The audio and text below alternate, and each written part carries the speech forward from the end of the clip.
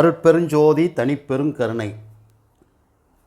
என் அன்பு சார்ந்த ஜோதிட உறவுகளுக்கு என் நெஞ்சார்ந்த நன்றி.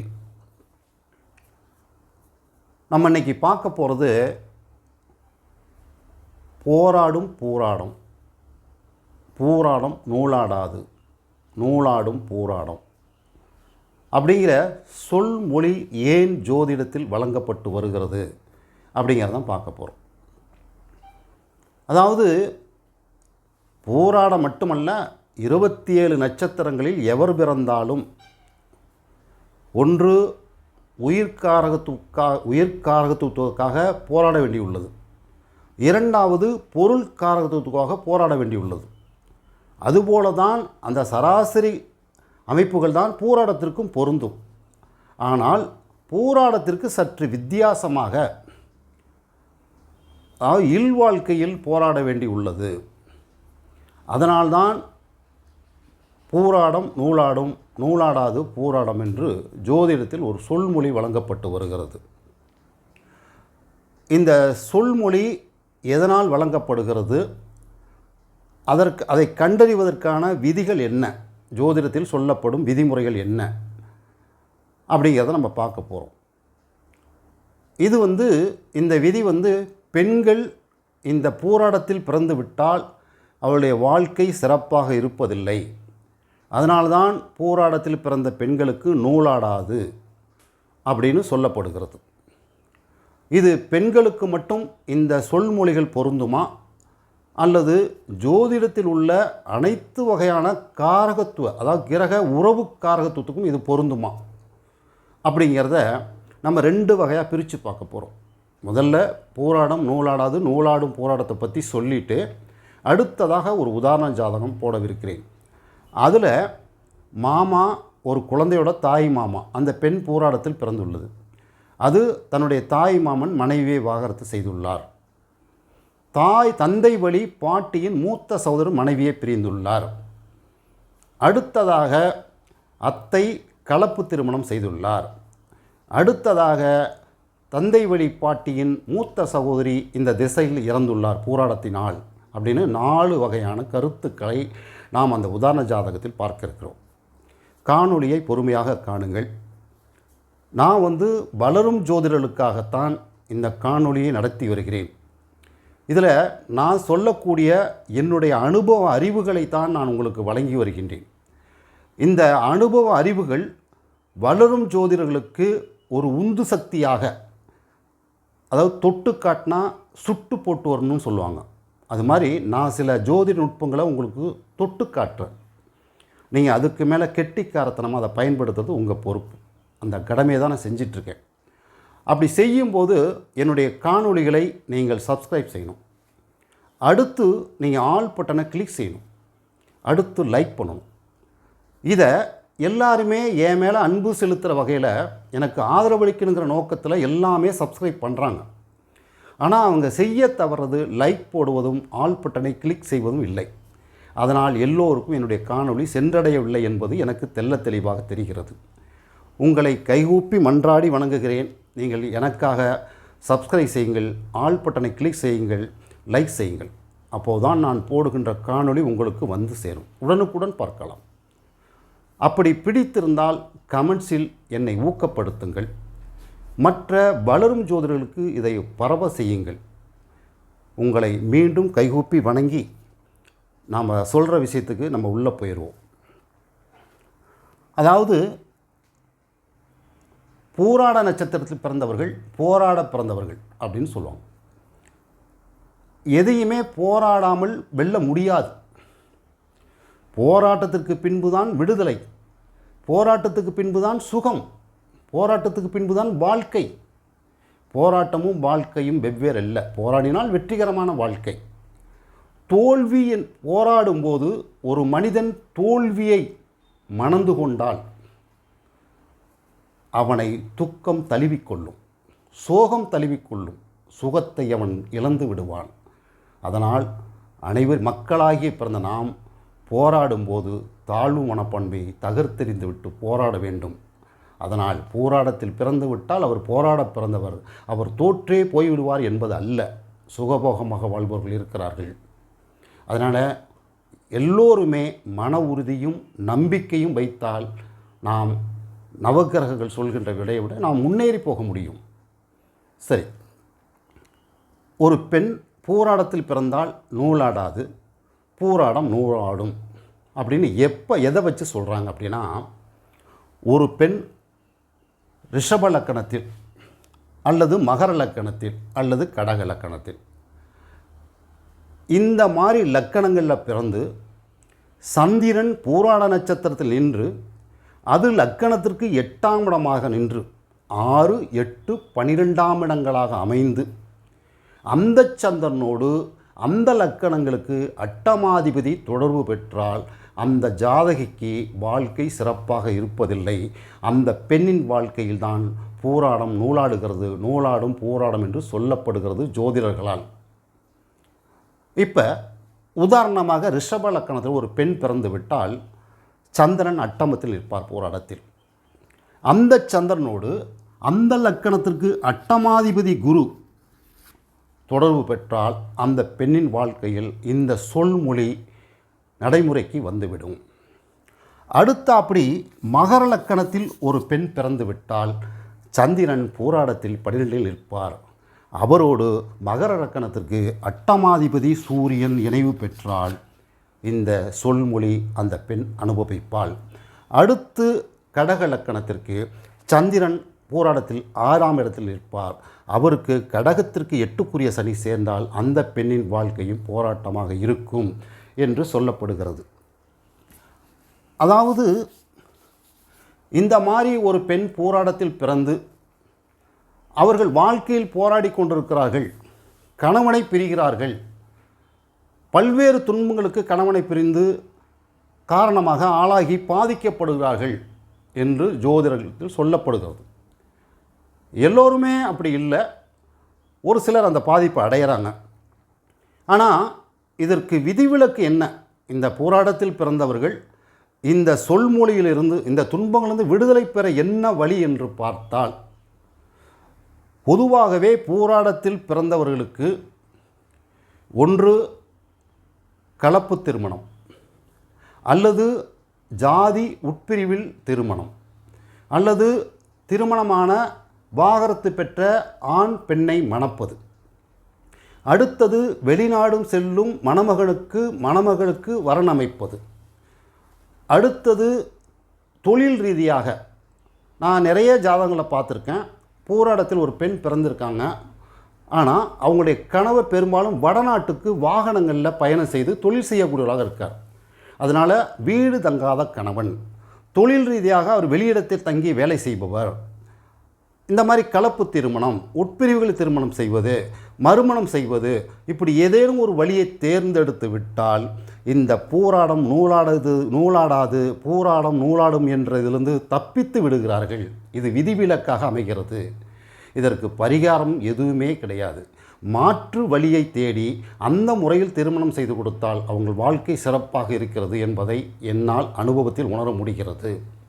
இப்போ போராடும் நூலாடங்கிறத தெரிஞ்சுக்கிட்டீங்க. லக்கணத்துக்கு 6, 8, 12 அந்த போராட நட்சத்திரத்தில் சந்திரன் நின்று அந்த லக்கணத்துக்கு அட்டமாதிபதி தொடர்பட்டால் இந்த விதி செயல்படுகிறது என்பதை நீங்கள் தெரிந்து கொண்டீர்கள். அடுத்து ஒரு உதாரண ஜாதகம் போட உள்ளேன். அந்த உதாரண ஜாதகத்தில் எந்தெந்த உறவுகளெல்லாம் இந்த போராட்டத்தில் பாதிக்கப்பட்டிருக்கின்ற என்ற செய்திகளை நீங்கள் பார்ப்பீர்கள். அப்போது சொல்லுங்கள், போராடம் பெண்களுக்கு மட்டும் பாதிப்பை தருகிறதா, அனைத்து காரக கிரக உறவுகளுக்கும் பாதிப்பை தருகிறதா என்பதை நீங்கள் தெள்ளத் தெளிவாக தெரிந்து கொள்ள முடியும். அடுத்த காணொளியில் பார்ப்போமா? போராடத்தை பற்றி ஒரு ஜாதகம் பதிவிட்டு, இது போராட்டத்தில் பிறந்த ஒரு பெண் குழந்தையோட ஜாதகம். இப்போ தான் ஒரு 6-7 வயசு இருக்கும். பிறந்த தேதி நேரம் உங்களுக்கு தேவையில்லை, உதாரணத்துக்கு மட்டும்தான் போட போகிறோம். இந்த பெண் குழந்தை போராட நட்சத்திரத்தில் விழுந்தது. இதுதான் தலச்சன் குழந்தை அந்த ஜாதகர்களுக்கு. இந்த பெண் போராட நட்சத்திரத்தில் பிறந்திருக்கு. சுக்கர தசை 7 வருஷம் இருப்பு இருக்குது. லக்னம் கும்பம், ராகு 5ல் இருக்கார், 8ல் செவ்வாய் இருக்கார், 9ல் சூரியன் இருக்கார், 10ல் குரு புதன் சுக்கிரன் இருக்கார், சந்திரன் சனி கேது 11ல் இருக்குது. இப்போ இந்த ஜாதகத்தில் இந்த பெண் பிறந்ததற்கு பிறகு போராடத்தில் பிறந்த போது அவருடைய தாய் மாமன் திருமணமாகி சில மாதங்களிலே மனைவியை விவாகரத்து செய்து விட்டார். 1. இந்த ஜாதகத்தில் ஏற்கனவே இந்த ஜாதகரின் தந்தை வழி பாட்டியின் மூத்த சகோதரர் மனைவியை பிரிந்து விட்டார். இது 2. 3. அத்தை கலப்பு திருமணம் செய்து கொண்டார். அடுத்து 4வதாக தந்தை வழி பாட்டியின் மூத்த சகோதரி மறைந்து விட்டார். இந்த பெண் பிறந்ததுக்கப்புறம் போராட்டத்தில் பிறந்ததுக்கப்புறம் நடந்த 4 சம்பவங்கள். இதில் மாதிரி எப்படி இதில் பலன் எடுக்கணும்னு கேட்டிங்கன்னா, அதாவது இப்போ அப்பத்தாவை சொல்லியிருக்கேன், மாமாவை சொல்லியிருக்கேன், அத்தையை சொல்லியிருக்கேன், தந்தை வழி பாட்டியோட மூத்த சகோதரியை சொல்லியிருக்கேன், மூத்த சகோதரனை சொல்லியிருக்கேன். ஜாதகத்தில் பலன் எடுக்கும்போது இப்போ நடக்கிற திசாபுத்தியை பின்னோக்கி கொண்டு போய் பார்க்கணும். இப்போ மாமாவுக்கு 28 வயசு, அத்தைக்கு 35 வயசு, அப்பத்தாவுக்கு 58 வயசு, அப்பத்தாவுடைய மூத்த சகோதரிக்கு 65 வயசு, அப்பத்தாவுடைய மூத்த சகோதரனுக்கு 62 வயசு. அந்த அவங்களுக்கு இந்த திசாபுத்தியை பின்னோக்கி கொண்டு போய் பலன் எடுக்கணும். அப்போ தான் இந்த பழக்கம்தான் இப்போ நான் சொல்ல போகிற விஷயத்தில் நீங்கள் கற்றுக்கொள்ள முடியும். சரியா? இப்போ இதில் மாமாவுக்கு இந்த பெண் பூராட நட்சத்திரத்தில் பிறந்த பிறகு தாய் மாமனுக்கு மனைவி விவாகரத்து ஆகிவிட்டார், திருமணமாகி சில மாதங்களிலேயே. லக்கணத்திற்கு 5ஆம் இடம் தாய் மாமன். இந்த 11ஆம் பாவம் தனுசு மாமனுக்கு களத்திர பாவகம். ஐயா, 5ஆம் இடம் தாய் மாமனா 6ஆம் இடம் தாய் மாமனா கேள்வி வரும். 5ஆம் இடத்துக்கும் பார்த்தீங்கன்னா இந்த பலன்தான், 6ஆம் இடத்தை தாய் மாமனாக போட்டு பார்த்தீங்கன்னாலும் இந்த பலன்தான். அதில் மாற்று கருத்திலே நீங்கள் ஆராய்ச்சி பண்ணிக்கங்க. சரி, தாய் மாமனுக்கு எப்படி விவாகரத்தானது? மாமன் 5ஆம் பாவகம், அவருக்கு களத்திர பாவத்தில் போராட நட்சத்திரத்தில் சந்திரன். அந்த சந்திரன் யார்? மாமனுக்கு குடும்பாதிபதி சந்திரன். இந்த 7ஆம் இடத்துல நிற்கின்ற சனி யார்? மாமனுக்கு அட்டமாதிபதி. சந்திரன் 2ஆம் அதிபதி, சனி அந்த 7ஆம் இடம் களத்திர பாவத்தில் அட்டமாதிபதி. கூட கேதுவும் இருக்கார், கேதுவுடைய நட்சத்திரங்களும் அங்கே இருக்குது. இந்த சுக்கிர தசையில் மாமன் தன்னுடைய மனைவியை விவாகரத்து செய்துவிட்டார். அவருக்கு 2 8க்குரியவன். இந்த 11ஆம் பாவத்திற்கு சந்திரன் 8க்குடையவன், சனி 2க்குடைய குடும்பாதிபதி. அப்போ போராட்டத்தோடு சேர்ந்ததால் அந்த அவருக்கும் 2 8க்குடையவன், இந்த களத்திர 7ஆம் பாவத்திற்கும் 2 8க்குடைய தொடர்பு அங்கே இருக்குது. அதனால் மனைவி விவாகரத்து செய்துவிட்டார். சரி ஐயா, மாமன் 5, அதற்கு 7 அத்தை, 11ஆம் இடம் அத்தை. அத்தையும் அப்படி டைவர்ஸ் ஆகிருக்கணும்ல, அப்படி தானே கேட்பீங்க. 5ஆம் இடம் மாமன், அதற்கு நேர் எதிர்த்தாம் இடம் 11ஆம் இடம். 11ஆம் இடம் அத்தைக்கு வரும்ல, வரும். இந்த அத்தை என்ன பண்ணிடுச்சுன்னு கேட்டிங்கன்னா, இந்த அத்தைக்கு 8க்குடைய சந்திரன், 2க்குடைய சனி, 2 8 தொடர்பு வந்து விட்டது. கூட கேதுவும் தொடர்பு வந்து விட்டது. இந்த அத்தை கலப்பு திருமணம் செய்து கொண்டார். இங்கே தான் போராட்டத்தில் பிறந்தவர்கள் இந்த வழிமுறைகளை கையாண்டால் அவர்களுக்கு போராட்டம் எந்தவித பாதிப்பையும் தருவதில்லை என்பதை என்னுடைய அனுபவத்தில் நான் தெரிந்து கொண்டேன். அத்தை கலப்பு திருமணம் செய்து கொண்டார். அவருக்கு ஒரு ஆண் ஒரு பெண், மகிழ்வான வாழ்க்கை, மிக சிறப்பான வாழ்க்கை. அதனால் அத்தை பாதிக்கவில்லை. கலப்பு திருமணமே போராட்டத்திற்கு மாற்று. போராட்டத்தினால் தரும் தொல்லைகளுக்கு கலப்பு திருமணம் மாற்று. உட்பிரிவில் திருமணம் செய்வது மாற்று. வெளிநாட்டு மாப்பிள்ளைக்கு கொடுப்பது மாற்று. தொழில் ரீதியாக அயலகத்தில் பணியாற்றுகின்ற கணவனுக்கு கொடுப்பது மாற்று. அத்தை கலப்பு திருமணம் செய்து கொண்டார். இப்போ அடுத்ததாக தந்தை வழி பாட்டியின் மூத்த சகோதரனுக்கு மனைவி இல்லை. அவர் திருமணமாகி சில மாதங்களிலே சில நாட்களிலேயே மனைவியை பிரிந்து விட்டார். 9ஆம் இடம் அப்பா. 9ஆம் இடத்துக்கு அம்மா. இந்த 12ஆம் பாவகம். இந்த அம்மாவுக்கு சகோதர ஸ்தானம் மீனம்.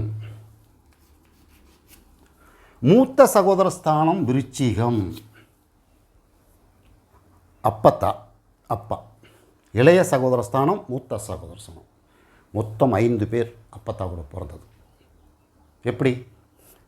இந்த பாவகத்திற்கு சகோதர ஸ்தானாதிபதி இந்த பாவகத்திற்கு லாபம் ஏறினால் 4, 5 சகோதரம். குரு லாபம் ஏறிவிட்டார்.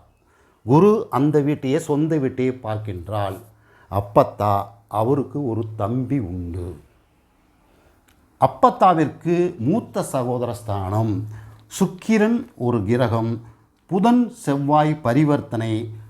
ஆண் 2 பெண் 1. அப்பத்தாவுக்கு மூத்தது 3. இந்த 11ஆம் இடத்திற்கு 2ஆம் இடத்தில் பூராட நட்சத்திரத்தில் ஒரு கிரகம் நிற்கின்றது. இஸ்திரத்திற்கு பாதகாதிபதியும் கூட. இந்த ஜாதகத்திற்கு 2லே சனி கேது சேர்க்கை. அதனால் அப்பத்தாவின் தந்தை வழிபாட்டின் மூத்த சகோதரர் திருமணமாகி சில மாதங்களிலேயே அவர் மனைவியை பிரிந்து விட்டார். அதை எப்படி கண்டுபிடிப்பினால் திசைகளை பின்னோக்கி கொண்டு சென்று பார்க்க வேண்டும். அதனால் மூத்த சகோதரன் மனைவியை பிரிந்து விட்டார். சன்னியாசியாக வாழ்கின்றார். சனி சந்திரன் கேது சேர்க்கையால்.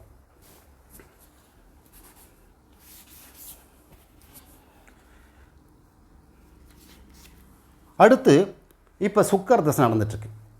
ஏற்கனவே சொன்ன தந்தை வழி பாட்டியோட மூத்த சகோதரி ஒருவர் தற்போது கடந்த சில மாதங்களில் மாரடைப்பால் இறந்து விட்டார். இப்போ இங்கே பூராட நட்சத்திரம் சுக்கர திசை நடப்பில் உள்ளது. இந்த லக்னத்துக்கு சுக்கரன் பாதகாதிபதி மாரகாதிபதி. பாதகாதிபதியுடன் பாபருடன் சேர்ந்துள்ளார். ஆனால் சுக்கர திசையில் மூத்த சகோதரி இழந்து விட்டார். அப்போ மாமா வாகரத்து, அத்தை கலப்பு திருமணம், தந்தை வழிபாட்டி சகோதரி மனைவி பிரிவு, தந்தை வழிபாட்டியின் மூத்த சகோதரி மரணம். 4 விடயங்களை நாம் பார்த்து விட்டோம். உங்களுக்கு ஒரு சந்தேகம் இருக்கும். 5ஆம் இடம் பாட்டன், 5ஆம் இடம் மாமன். அப்போ மாமனுக்கு சொல்லிட்டீங்க, பாட்டனும் அதுதானே வரும் அப்படிங்கிற கேள்வி எழும். அதுக்கு தான் நான் ஆரம்பத்துலேருந்தே சொல்கிறேன். திசா புத்தியை வயது சார்ந்தவாறு பின்னோக்கி நாம் கொண்டு சென்று பார்க்க வேண்டும். இப்போ சுக்கர திசை நடக்குது. பாட்டனுக்கு 12 கூடிய 5 கூடிய திசை நடக்குது. இந்த ஜாதகப்படி பாட்டனுக்கும் அப்பாய்க்கும் இடையான அந்த மாங்கல்ய உறவுக்கான போராட்டம் தொடங்கி நடந்து கொண்டிருக்கிறது. பாட்டனார் அடிக்கடி உடல்நிலை பாதித்து போகிறது. அதனால் அப்பத்தாவின் உடல்நிலையும் பாதிக்கிறது. இருவரும் ஏதேனும் ஒரு வகையில் போராடி கொண்டு தான் இருக்கிறார்கள். முழு சுகமாக இல்லை. இதுக்கு மேலே நாம் அந்த உறவுகளுக்கு ஜோதிடம் உரைக்கக்கூடாது. அதை நாம் மறைத்து நல்லா இருக்கட்டும் அப்படின்னு சொல்கிறோம். இப்படி தான் பலன் பார்க்கணும். அதனால் இந்த காணொளி பிடித்திருந்தால் நான் கையை பிடிச்சி கூட்டி போய் உங்களுக்கு பலன் சொல்கிற மாதிரி முடிந்தளவுக்கு முயற்சி செஞ்சுருக்கேன். என்னை ஆதரியுங்கள், என்னை ஊக்கப்படுத்துங்கள். நான் வளரும் ஜோதிடர்களுக்காகத்தான் என்னுடைய சூழ்நிலையும் மீறி உங்களுக்காக காணொளிகள் வழங்கி கொண்டிருக்கிறேன். கமெண்ட் செய்யுங்கள், கண்டிப்பாக பாராட்டுங்கள், சப்ஸ்கிரைப் செய்யுங்கள், ஆல் பட்டனை கிளிக் செய்யுங்கள், லைக் செய்யுங்கள். லைக்கு குறையும் போது நான் பின்னோக்கி செல்லும் என் மனம், லைக் அதிகமாகும் போது என்னுடைய ஆர்வம் அதிகமாகும். நன்றி, வணக்கம்.